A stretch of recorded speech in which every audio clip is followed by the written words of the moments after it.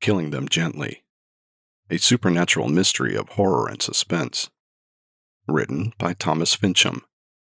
Narrated by Stephen Michael Preston.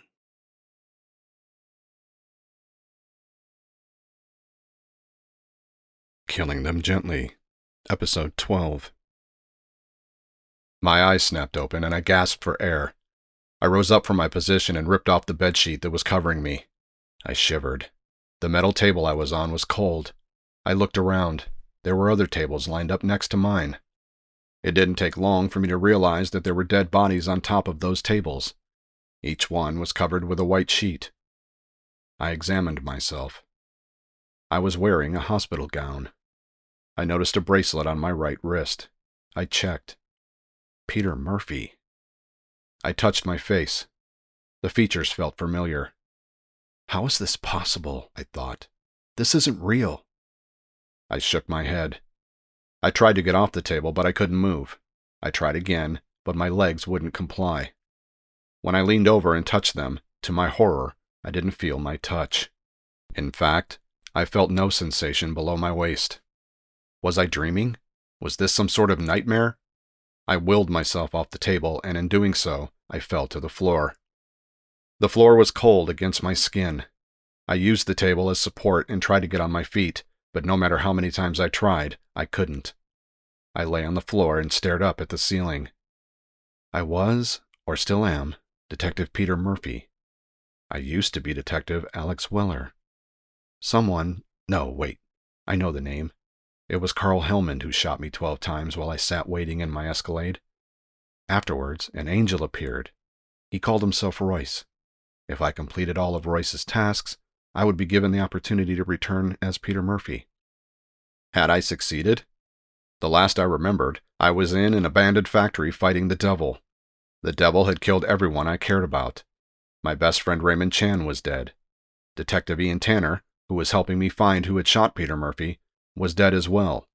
Then my partner, Detective Miranda Butterfield, and my supervisor, Superintendent Brian Davis, were also killed. But I should have been dead too. I had put a gun in my mouth and pulled the trigger. How did I wake up here? I felt around my body and discovered bandages on my stomach, chest, arms, and even my head. I unwrapped the bandage around my upper arm and found a dried and crusty wound. The area where there was once a hole was now sealed. Was this one of the places I had taken a bullet? I had a feeling that was the case. I also had a feeling that if I counted, I would find 11 more similar wounds all over my body. I replaced the bandage on my arm and looked around. I couldn't just lie on the cold floor. It was causing me to shiver. I grabbed the legs of one of the tables and, as if I was pulling on a rope, began to lift myself up. Using my upper chest as weight, I was able to stand up straight. I then grabbed the edge of the table and proceeded to move along to the other side of the room.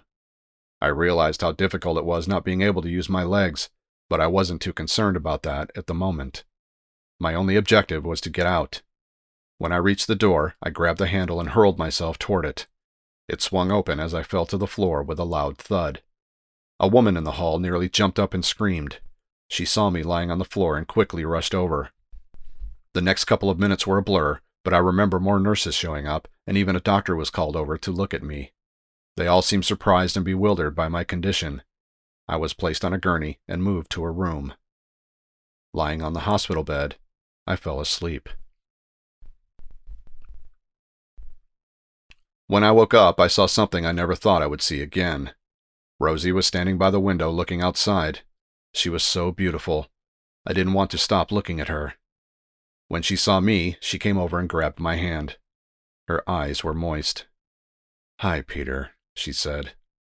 I couldn't help myself. I broke down. Tears streamed down my face. "It's okay," she wiped my cheeks. "It's okay now." "I missed you," I said. "I missed you more," she replied. She leaned over and kissed me. It was the most amazing feeling in the world. "Is this real?" I asked. She looked at me. "Am I dreaming?" I asked. She shook her head. "You came back to us, Peter." "Where is Matty?" I asked. "He's outside," she said. "He's waiting to see you." "I want to see him too," I said. She nodded and then left the room. Not even a minute later, she came back with my son. I had to bite my bottom lip to keep from crying even more. Maddie stood there staring at me. I lifted my arms up and he rushed over. I hugged my son. I didn't want to let go. I wanted to never let him go again. "I love you, Maddie," I said. He wrapped his arms around me tightly and told me how much he missed me. I kissed him on the head. "How are you, son?" I said. He shrugged. "I'm cool." I smiled. "Did you take care of your mom?" "Yep," he said. He lifted his sleeve up to show me his arm. "I'm strong now, so I can do anything." "You sure can," I said. I then spent the next hour listening to my son's stories. He told me everything: who his teachers were, the names of his friends, which cartoons he was watching now, and even what his favorite video games were. He didn't leave anything out. I didn't want him to. I could listen to him talk for the rest of my life. He then went to the other side of the room and returned with a backpack. "You're going to show me your homework?" I said, teasing him. "No, that's boring," he replied. He pulled out a large and heavy book. He placed it on my lap. I lifted it. "Fantastical Scary Creatures," I said, reading out the title. "Maddie has been reading the stories to you," Rosie said. I looked at her. "He read you a story every night." It suddenly struck me like lightning. All those odd and bizarre cases that I had been solving for Royce, were they just stories read to me by my son? I flipped through the book and spotted a story about a mermaid. I remembered a case of a vengeful swimmer who had returned as a mermaid to exact revenge on those who had caused her death. I flipped the pages and spotted a story about Frankenstein. My mind quickly remembered the case where a man was taking human body parts to rebuild his own crippled body. I flipped some more and spotted a story about a headless horseman. I was part of a case where a headless motorcyclist was beheading random people because someone had taken his military regalia. I kept flipping, and many more stories of outrageous and scary monsters popped up. What about the one with the devil? The book contained no mention of him. A man entered the room. He was black and he was wearing a white coat. My mouth nearly dropped. "Royce!" I said. Rosie looked at me, confused. "How do you know him?" "We met before," I said. He came over and said in a deep voice, "I'm Dr. Walter Royce." "Doctor?" I said. "Yes, I am the physician in charge of your care," he said. Rosie said, "Dr. Royce has been visiting regularly. He has been like an angel to us." "Angel? Guardian angel?" "I don't know about that," Dr. Royce laughed. "But I can tell you that we were shocked to see you. Up and moving." My mind drifted back to the many times I had met Royce in my Escalade.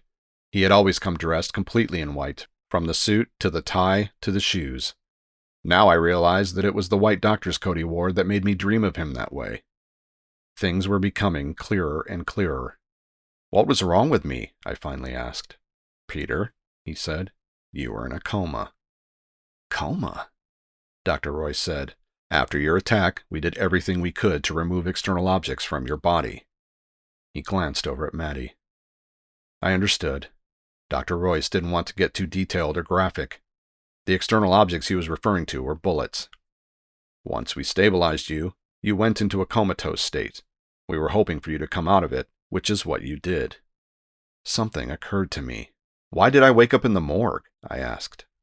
"Over the past couple of weeks, your condition had deteriorated to the point where your body was no longer responding. We had no choice but to remove you from life support." "We didn't want to, Peter," Rosie said, her eyes tearing up. "But it looked like all hope was lost. I didn't know what else to do." I didn't blame her. I would have done the same. My situation had affected not only her, but also our son. Seeing his father in a state that was similar to death could not have been easy on him. I wouldn't have wanted my son to remember me like that. Plus, I knew how difficult it must have been on her. When I was in the factory fighting the devil, I had heard both Rosie and Maddie crying. Their cries were from when I was taken off life support. They knew the end had come for me. They were mourning my loss. Rosie said, "It's a miracle, Peter. You came back to us." I looked over at Dr. Royce, who was nodding approvingly. Did he have anything to do with it? I mean, I did complete the task given to me, so did he act like my guardian angel and bring me back? For some reason, I couldn't shake the feeling away. Maybe I'd spent so much time in my subconscious that it would take days, weeks, months, or even years to let go of those feelings. Regardless, I was glad to be alive and with my family again. I touched my legs. Dr. Royce said, "I am sure by now you are aware of what your body has endured. Unfortunately, one of the bullets passed through your spine. This has caused you to lose sensation in your legs. I am sorry for that. We did our best." "It's all right," I said. "I lost my legs, but at least I didn't lose my life." Dr. Royce smiled. "That attitude will do wonders in your recovery. Now, I'll leave you with your family. I'm sure you have a lot to catch up on." "Thank you, Doctor," I said, extending my hand. He shook it. "Don't mention it. It's my job. Plus, you haven't gotten rid of me just yet. I'll be dropping by to check up on you." For a second, it sounded like the Royce in my dreams, the one who would unexpectedly show up in the passenger seat of the Escalade and disappear just as quickly. "Thanks again," I said. I spent the remainder of the morning with my family. It was great to be near them once again. I was told of all the times Rosie and Maddie were here, how much Rosie prayed for my recovery, what Maddie did to keep himself busy. Hearing them tell their stories made me want to be a better husband and father. Would I have been as devoted as they were? Deep down, I hope so, but until faced with a situation like that, no one really knows how they would handle it. Several doctors dropped by to check on me. Some had been monitoring my care from the beginning, while others were just curious to see how a man who had been shot 12 times, and one who had been presumed dead, could be alive and functioning normally. Normal. I didn't know if my life would ever be normal again. My body still needed time to heal. I was told all of the bullets missed key vital organs. Had they not, I surely would not have survived. Plus, I was no longer a normal functioning person. I was going to be in a wheelchair for the rest of my life. I was worried about how Rosie had taken this news, but I was relieved she didn't care. She wanted me back in any shape or form. She would have stuck with me even if I was bedridden and couldn't move a muscle. Thank goodness that was not the case. I was able to think and act like any other person, even though I couldn't walk. I now sat in a chair staring out the window. Rosie and Maddie had gone to the cafeteria to grab something to eat, so this gave me some time to be alone. The view of the streets below was amazing, and in many ways it invigorated me. I saw people going here and there. I saw cars zooming from one direction to another. I saw hot dog vendors, musicians playing instruments, and other people selling their wares on the sides of the streets. It felt like the city was alive, and soon I would be part of it again. I smiled. The sun hit my face at just the right angle. It gave me warmth. I heard a knock and I opened my eyes. 2 people were standing by the door. From the way they were dressed, I could tell they worked for the police force. "Detective Murphy?" the woman said. "I'm Detective Miranda Butterfield." I stared at her with my mouth nearly open. "Miranda?" "And this is my partner, Detective Ian Tanner," she said, introducing the man next to her. "Tanner?" I was utterly speechless. I couldn't say I recognized them. They looked different in my dreams. "Is this a bad time?" she asked. I shook my head. "No, please come in. We've been dropping by regularly to keep an eye on your progress. We're glad that you're well now." Miranda and Tanner must have come by and spoken to Rosie. In my comatose state, I must have heard their names. This is how they must have made their way into my dreams. There was no other explanation I could think of. "Is it okay if we ask you a few questions?" she said. I nodded. "Do you remember anything from the night?" She paused. "You mean when I was shot?" I said, trying to make it easy for her. "Yes." "I wish I did. I remember driving to an alley, and the next thing I remember, I was ambushed." "Why did you go there?" she asked. I have tried to ask myself that same question, but I can't come up with any answers. "You went to that alley in the middle of the night," she said. "Why would you go at such a time?" I looked out the window. That was a very good question. Why did I leave my wife and son so late at night and go to a place where I nearly died? "My cell phone," I said, turning back to them. "Sorry?" she said. "I remember receiving a call," I said. "Someone had called me that night, and I went to meet them. If you can find my cell phone, maybe you can see who the last caller was." My cell phone. I now realized its significance. That was why it kept showing up in my dreams. Before each case, I received a call on my cell phone. I couldn't remember if I ever used a payphone or even a landline to make any calls. "We already checked," Tanner said. "The last call was blocked." I just nodded. I know this may be difficult, Miranda said, but is there anything else you can remember from that night? I didn't know what to say. I had gone to great lengths to find the man who had shot me, but now I knew it was all in my head. This put me in a difficult position. How much of it was real, and how much of it was a figment of my imagination? I didn't want to tell them anything that might derail their investigation. What do you guys have so far on the case? I asked instead. I'm afraid nothing that could lead us to finding out who did it, she said. We're at a dead end, and that is why whatever you tell us is crucial. I rubbed my chin. I didn't know how much I could divulge that was, in fact, real. It would take time for me to sort through it all, but as a detective, I also knew that time was vital in solving a case. I cleared my throat. For some strange reason, I remember a name. Miranda and Tanner looked at me eagerly. Carl Helmond, I said. Tanner quickly jotted it down. I said, I'm not sure if there is such a person, but it's the name that has come up in my dreams. We'll check it out, she said. I nodded. I hope you get well, Miranda said. For a moment, it sounded like the Miranda from my dreams. She always looked out for my well-being, plus there were times when she had saved my life. Even if everything had been a dream, it was good to have someone like Miranda watching my back. Thank you, I finally said. I spent the rest of the afternoon sleeping. I felt drained. It had been emotional seeing my family, and I was told it would be some time before I was on a regular sleeping pattern. Luckily, I had no dreams. I heard a voice. My eyes snapped open. A smile crossed my face. Playing with my son was my best friend, Raymond Chan. In my dreams, Ray had been tortured and killed. Now he was laughing with Maddie.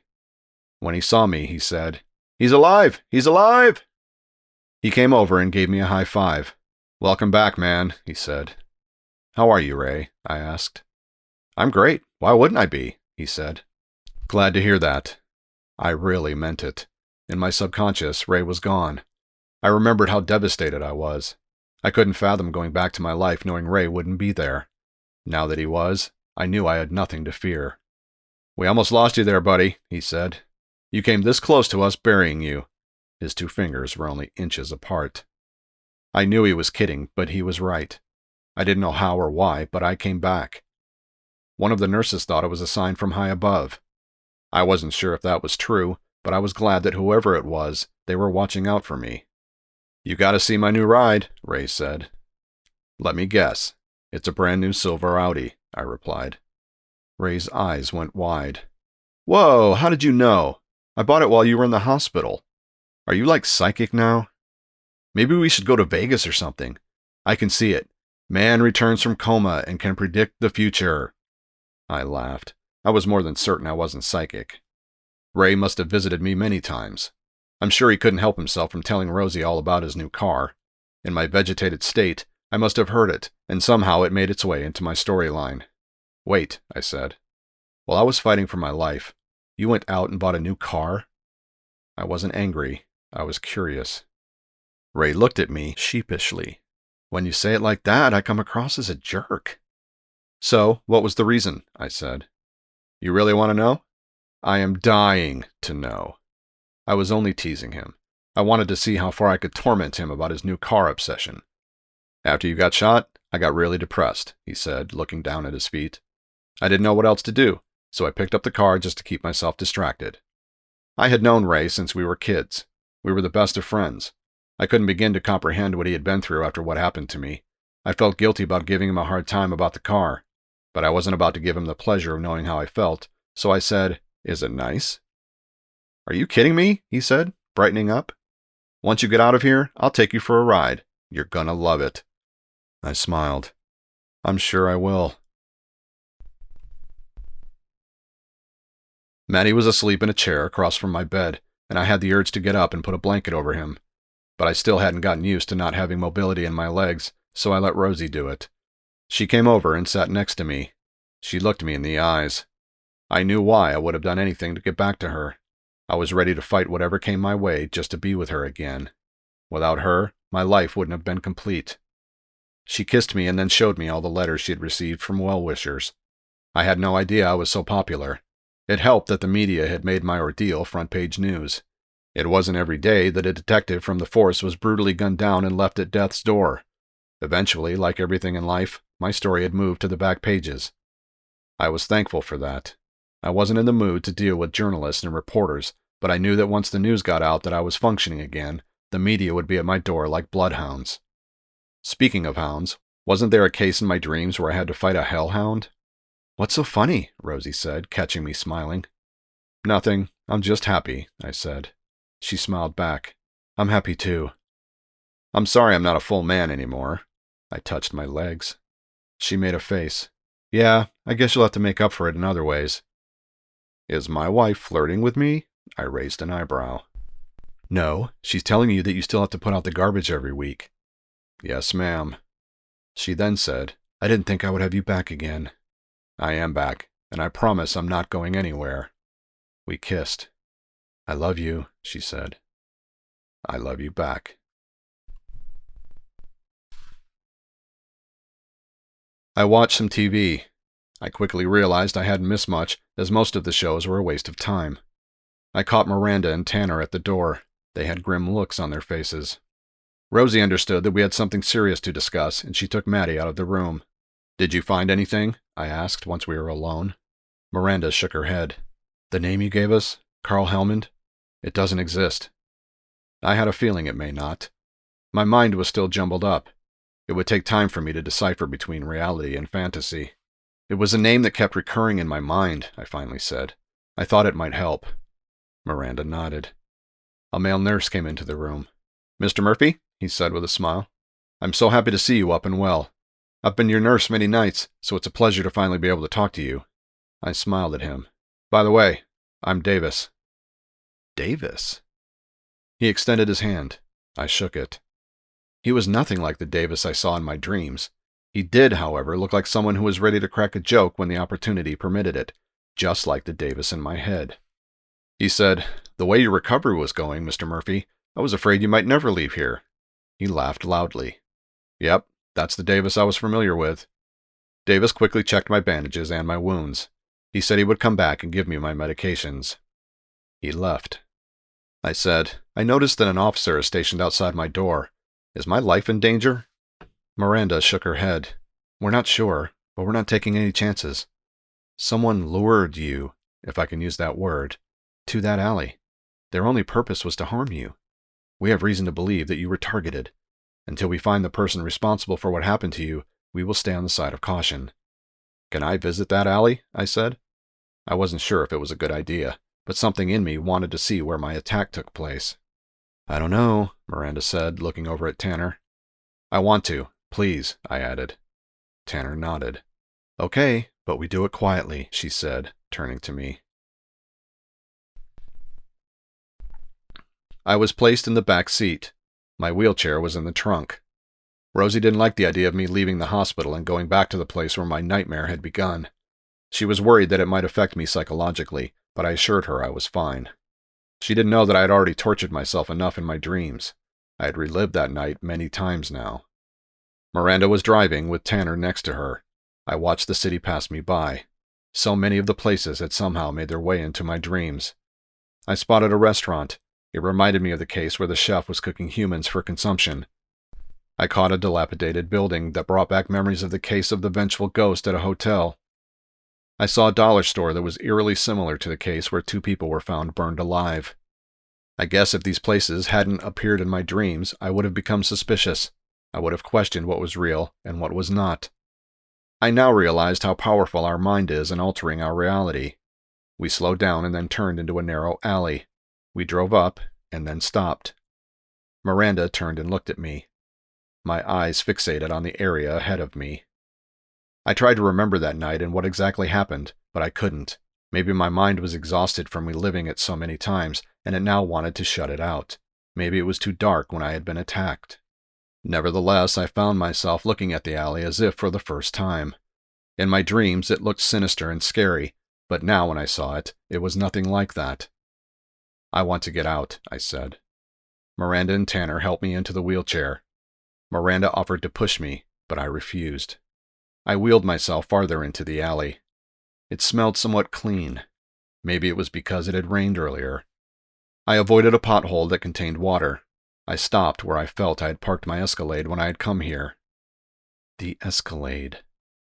I was driving the Escalade that night. It was in that Escalade that I was shot. Was it why I always drove it in my dreams? Was it also why I always found myself waking up in it? If I remembered correctly, it was an alley, similar to this one, that the Escalade was always parked in. My reality had come to an abrupt end in that Escalade, so my fantasy always began in an Escalade and in some alley. It made so much sense.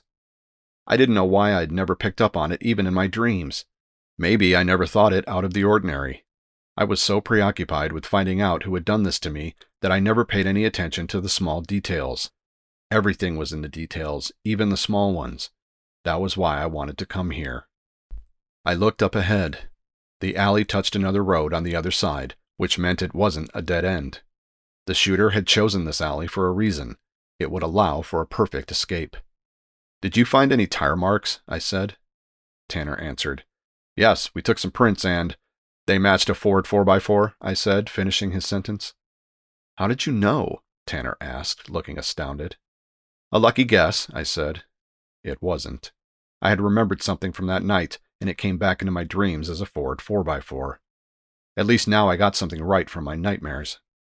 Miranda said, "Unfortunately, we couldn't link it to anyone." I nodded. I pushed forward. The alley had been cleared of everything that had happened from that night. The broken windshield, the blood from my body, the pieces of metal from the Escalade, "Did you analyze the shell casings?" I asked. Tanner said, "Yes, and they belong to—" Again, I cut him off. "A semi-automatic shotgun." Tanner looked over at Miranda. She didn't know what to make of it either. I wheeled myself toward a large metal bin that was used for throwing garbage out. Tanner said, "We already went through it with a fine comb. If there was anything of importance in there, we would have found it." I rubbed my bandaged head and said, "Can you move it?" "You want us to move the bin?" Tanner said. "Please." Tanner glanced at Miranda. She shrugged. Together they pushed it with all their strength. Normally I would have helped, but I had to remind myself that I was no longer that same person. Underneath the garbage bin, the concrete was dry. The bin had shielded it from the rain and other elements. I was hoping for just that. I pointed. "There." "What is it?" Miranda asked. "The cigarette butt. It's your evidence." Miranda waited for me to explain. "The man who shot me, he was smoking. I remember it clearly from that night. When I pulled up into the alley, even though it was dark, I saw a red glow. When he flickered it to the ground, it must have rolled underneath the bin. I couldn't tell them that it was why the cigarette butt was so vital in my dreams. I had seen it right before I was riddled with bullets." Tanner quickly pulled out a clear plastic baggie and secured it. He looked at it as if it was gold. It was. They could now use the DNA found on the butt and solve the case. "Thank you," Miranda said to me. I wanted to thank my memory for holding on to all the vital information. It helped me put all the pieces together. "I want to leave," I said, and I wheeled myself back to the car.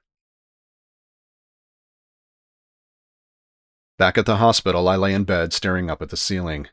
I hoped that Miranda would soon call and tell me the name of the person who did this to me. I wanted to see this person for myself. I wanted to know what made him do it. It would be a lie to say that I didn't feel some form of anger toward him. I had, after all, lost the use of both my legs. But more importantly, I wanted this man to know that no matter how many bullets he put in me, I still survived. Even in my current shape, I will continue to live my life. I adjusted myself in the bed. The room was empty. Rosie had taken Maddie out to run some errands. I now had some quiet time. I had been able to answer most of my questions. Why did Royce show up like an angel in my dreams? Why did I always wake up in the Escalade? How did Tanner and Miranda become part of my narrative? Why did I constantly meet Davis? And why did all those monsters show up in the cases I was solving? But there was one question I still didn't have an answer for. Alex Weller. I had become him, but why? I went through all the people I had met in my life, but no one with that name popped up. Who was he? Why had he played a big part in my dreams? I didn't know, and it bothered me. I wanted to put closure to that name. But that would have to wait. Rosie and Maddie entered the room. Rosie was smiling, and I knew why. I had wanted to go home, but the doctors in the police department weren't sure if that was a good idea. The doctors wanted to monitor my progress. They still weren't sure how I had come back when they had presumed me dead. The police wanted me to stay so they could protect me. They didn't know if I was still in danger or not. I didn't care. I wanted to be back in my house with my wife and son. Matty had already been through enough. Getting him back to some form of normalcy was what Rosie and I both wanted. Rosie came over. "They are willing to discharge you on one condition," she said. "What is that?" "A police cruiser will be stationed outside the house until they feel the threat is no longer there." "That doesn't sound too bad." "They actually wanted an officer stationed by our front door," she said. "I didn't think it would be too good for Matty, so I persisted, and eventually they relented." I turned to Matty. "We can go home, buddy." I put my hand up. He smiled and gave me a high five. Returning home was more emotional than I thought it would be. In my dreams, I had come to my home to check up on Rosie and Matty, but even then I had not been able to step foot inside. I wheeled around the house. True to form, Rosie had kept the place in tip-top shape. The hardwood floor was shiny, the shelves were dust-free, and the countertops were spotless. Even though Rosie had spent most of the time at the hospital, she made sure our house was never neglected. I asked her why she would spend the time and energy when we weren't getting any visitors. She said she needed something to keep her busy, to keep her mind occupied. I had a feeling that it might have been something else. Rosie had always said the house was for our family. It was the one place where we could shield ourselves from the chaos of the outside world. Matty wanted to show me his room upstairs, but Rosie somehow managed to discourage him. There was no way I could climb the stairs now. Instead, we had dinner together like we used to before I ended up in the hospital. We ordered fast food, but it didn't diminish the experience of eating together as a family again. We laughed hard, and we ate until our stomachs were full. I felt like this was how every meal should be. Miranda called and apologized for disturbing us. She had some good news. They were able to match the DNA. The man who had shot me was named Carl Hellman, not Carl Hellmond. I may have heard that name before, I thought. Maybe that was why a slight variation of it appeared in my dreams. Miranda informed me that Hellman's name had been circulated to all police departments. Soon he would be apprehended. She asked me if I wanted to be there when they did. I thought about it, but then finally said no. In my dreams, I had spent too much time and energy searching for this man, and I wanted nothing but to keep him far away in real life. She asked if I still wanted to be a detective. I told her I didn't have a chance to think about it. Maybe when I was fully healed, I would give it some serious thought. Until then, I was going to spend more time with my family. She understood and wished me the best of luck in my recovery. I thanked her for working on my case. Deep down, I may have been thanking her for sticking with me during the cases I solved in my dreams. Even though the cases were not real, they felt very real when I was going through them, so I owed her a lot during those times. Plus, in my dreams, I had never gotten a chance to thank her. The devil murdered her instead, so this was a fitting goodbye. Rosie put Matty in bed and then came down with a pillow and blanket. She and I decided that until we could find a way for me to move up and down the stairs, I would be sleeping on the sofa in the living room. I was perfectly fine with that. In my dreams, I had spent too many nights in the Escalade, so the sofa was a step up. She asked what I felt or saw during the period I was in a coma. I thought about telling her all that had happened to me, but I didn't have the heart to.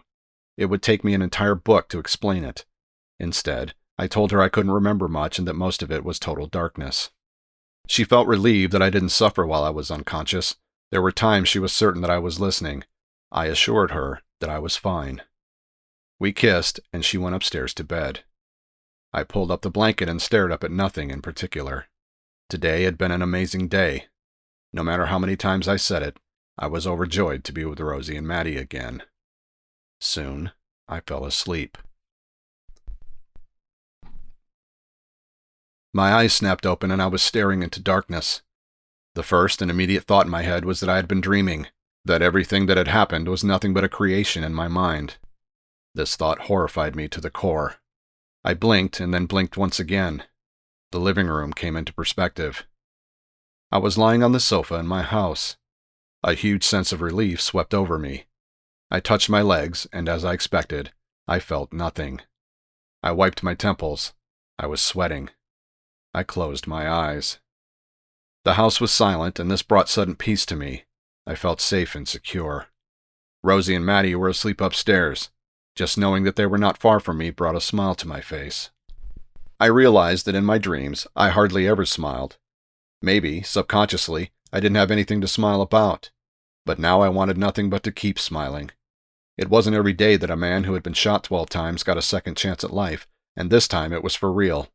I was going to make the most of it. Sure, I would no longer be able to play sports with Maddie, but I would make it up to him in other ways. We could go watch movies, build model train layouts, go fishing. Once I learned how to fish, of course. The possibilities were endless. As I continued with my daydreaming, I found myself falling back asleep. I then heard a noise. I listened. I was certain I heard something. I pushed myself up and focused more intently.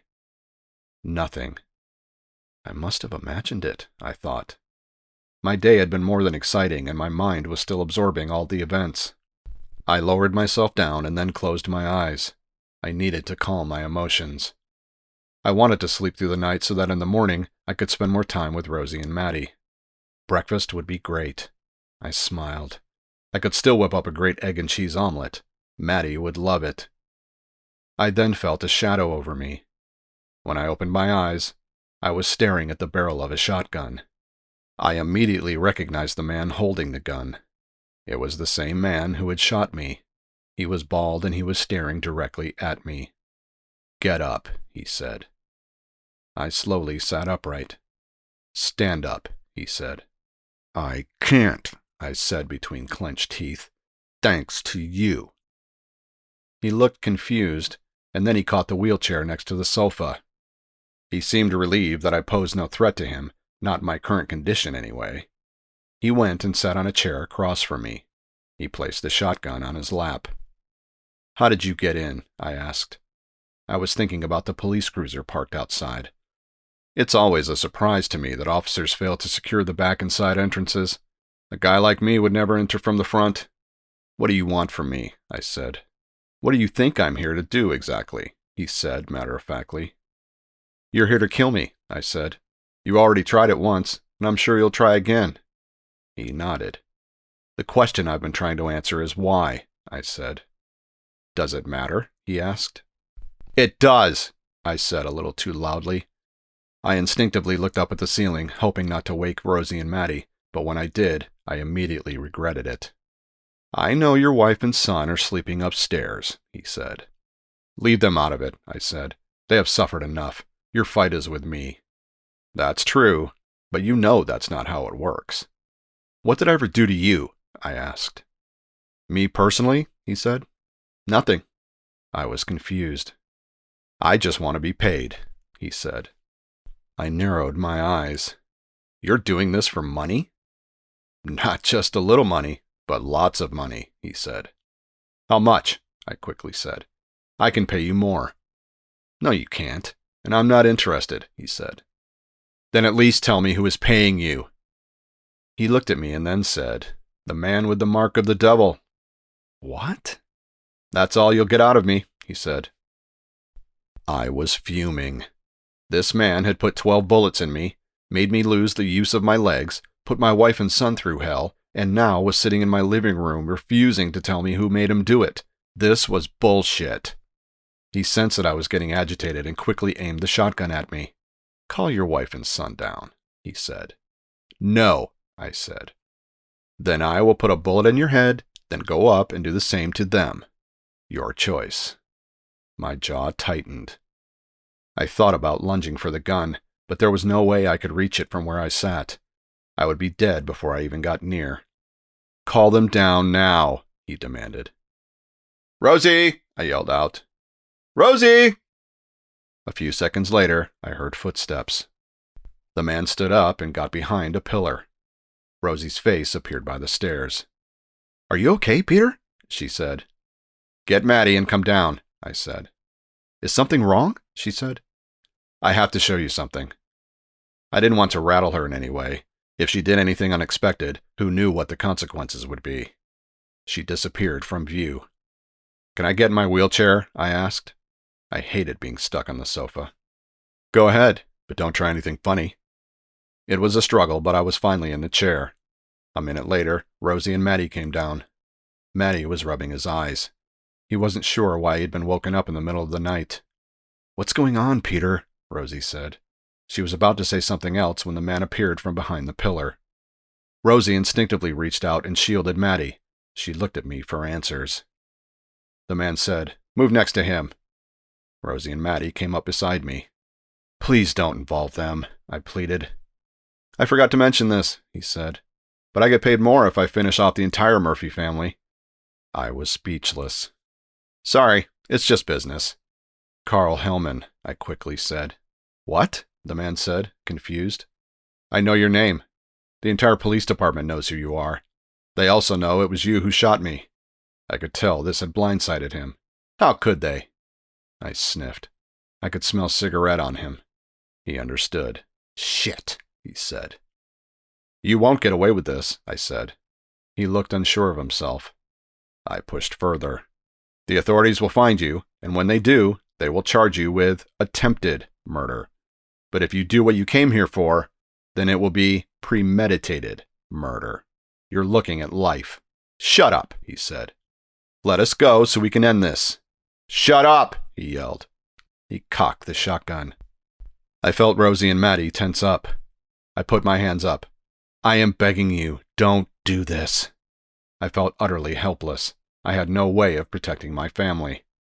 "Who should I shoot first?" he said to me, his eyes glowing with anger. "Your choice. Your wife or your son?" "I'm not going to choose," I yelled back. "Then I'll do it." He pointed the gun at Maddie. "No!" Rosie screamed. Then I heard a loud bang. I hurled myself in front of Maddie. I fell to the floor hard. When I looked up, the man's eyes were glazing over. His chest turned red and he fell to the floor next to me. His blank expression told me that he was dead. Behind the man was Miranda. She had her gun aimed in front of her. In my dreams, Miranda saved my life, but in real life, she saved the lives of my entire family. "How did you know?" I said. "You have your wife to thank," Miranda said. "She called me and told me something wasn't right. I'm glad I wasn't a minute late. No telling what I would have found." Rosie helped me back into the wheelchair. I looked down at the man who had nearly destroyed my life and my family. He lay on the floor covered in a pool of his own blood. In some ways, his death was anticlimactic, but I guess that's how real life was. Unlike my dreams, there wasn't a big fight at the end, and I was more than glad for it. I wheeled myself toward a booth and waited. I couldn't believe I hadn't put it together sooner. With the way I was suddenly attacked, I never had a chance to fully examine all the pieces. A man was led into the room. He was wearing a prison uniform, and his wrists and ankles were shackled. He sat behind the glass window. His eyes flowed with contempt. I grabbed the phone receiver next to the glass window and waited for him to do the same. When he did, I said, "Good morning, Conrad." "Good morning, Peter," he answered. In my dreams, when I had just moved to the Clayton Police Department, a man had shown up and acted superior to me. I put him in his place, but what I had failed to realize was who that person really was to me. In my dreams, he called himself Conrad Johnson. The man who sat in front of me went by the name of Conrad Jameson. "Are you surprised to see me?" I said. "No, but I won't lie and say that I'm happy to see you. When we were patrol officers, Conrad and I had walked the beat together. In fact, he was not only my colleague, he was also my mentor. He had saved my life on a couple of occasions, too. One time when a bank robber got antsy and started shooting at us, and another time when on a routine traffic stop, the driver decided to run me over." I looked at my former friend. He looked tired and bitter, but what was glaring about him was the numbers carved on his forehead. After Conrad was sent to prison, one of the inmates decided to teach him a lesson. One day, the inmate carved 666 into his skin. To criminals, police officers were nothing more than the devil, and from that day on, Conrad would forever be reminded of it. I had read about that incident many years ago, and in some shape and form, it had made its way into my dreams. "Your accomplice is dead," I said. He snorted. "I'm not worried. I'll find someone else." "No, you won't," I said. "Not anymore." He looked at me. A year into my start as a police officer, a clandestine lab had been robbed. None of the drugs were taken, but over $500,000 had gone missing. During the night of the robbery, I was supposed to be on duty with Conrad, but he never showed up. He told me the next day that he had taken the night off, but he didn't mention this to our supervisor. When the allegations came out that a police officer may have been involved, we were all questioned, and I had no choice but to mention that I was working alone that night. The force focused on Conrad, and soon they had witnesses and evidence to charge him with. They never knew what happened to that money. Until now. What do you mean? He said. You will never be able to hire anyone to come after me, I said. What makes you so sure? He spat. Because I know where you hid the money, I answered. The color on his face drained. It's in the attic of your old house. How did you... He was stumped. You told me years ago when we were partners that whenever you wanted to hide something from your wife, you hid it in the attic, inside the beams. If I went back to that house, I'm certain I would find that drug money. He cursed at me. If you always knew where it was, then why didn't you ever tell the authorities about it? I wanted you to have it when you got out. He looked at me. You wanted me to keep it? Yes, after you did your time. I figured you had earned it then. Earned it? He was angry. Yes, earned it. I knew why you robbed that drug dealer. You needed the money. You were having money problems and you were going to lose your house. I felt guilty for not lying to the force about you, so I wanted you to have it. So, you thought you were doing me a favor? His face was red. If it wasn't for you, I would have kept my house, my marriage, and my kids. I haven't seen my children in years. Last I heard, my wife had gotten remarried and was living in another country. Do you know how it feels to lose everything? Yes, I do, I said. You made sure that I'll never forget it. I tapped the wheelchair. He snickered. I guess some good came out of it. This makes us even, I said. He leaned forward. His breath stained the glass. I'm doing 20 years in here. You at least can be with your wife and son. I will never have that time with my wife and children again. So we will never be even. You got it? He slammed the phone down and left. Conrad was charged with conspiracy to murder, and his sentence was extended to life. The drug money was found and was now at the police station. This meant I no longer had to worry about Conrad, or anyone else, hurting me or my family again. As with everything in life, we quickly got into a routine. Rosie went back to work, and Maddie was back in school. As for me, I wasn't sure what I would do next. Maybe I would get into teaching. Maybe I would become a consultant. Whatever I did, I would do it with all my heart. I lifted a garbage bag and wheeled myself to the back of the house. With Rosie working, the least I could do was take care of some of the chores. I placed the garbage in the bin when I noticed a newspaper next to it. I picked it up and began going through it. I paused at an article. It was about an explosion at a gas factory. There was only one fatality. It was a maintenance worker. His name was Alex Weller. I looked away from the article. Alex Weller. I must have read the name before I was shot. Maybe that was why the name had come up in my dreams. I felt some relief. This was the last thing I needed answers to. Now I could put everything behind me. I went back to the article. There was not much detail on him. No mention if he was married or had any kids. It seemed like he was a faceless victim of a horrible tragedy. I closed the newspaper when I spotted the date on top of it. It didn't make any sense. The date on it was for the day after I had been shot. This meant that I couldn't have read the name. Then how did I come to know it? Did Rosie or someone else mention it while I was in a coma? I didn't know, but for some reason I no longer cared. Some mysteries were better left unsolved. I put the newspaper in the garbage bin and wheeled myself back into the house.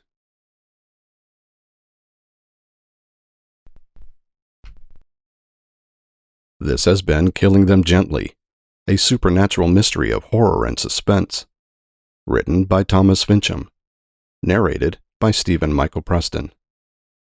Copyright 2019 by Thomas Fincham. Production copyright by Thomas Fincham.